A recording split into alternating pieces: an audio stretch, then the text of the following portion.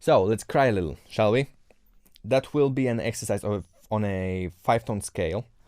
It will go like this.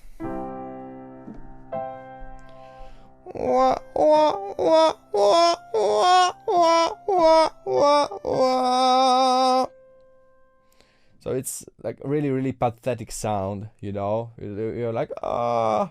Start a sound with this vocal cry, right? Vocal fry, sorry. Vocal fry is this groggy, creaky sound you probably do in the morning when you wake up, right? Like, I hate my life. Oh, not this again. I need my coffee, right? Try it. That thing from The Grunge. The Grudge was doing the same thing, right?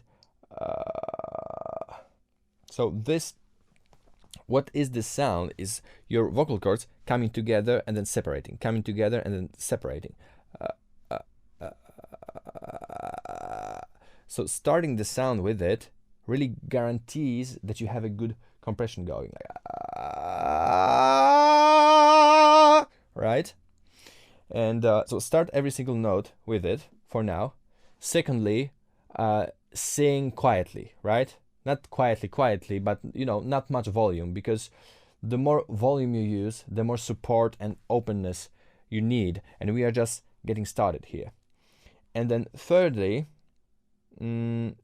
use as little as possible, you know. You really need that. Some people even feel like they are inhaling instead of exhaling, even though in fact they are exhaling. But when you have a good compression, the quantity of air you need is so greatly diminished that the two feelings resemble each other. You know, we will develop the concept of inhaling in the next exercise. For now, let's go to the actual demonstration.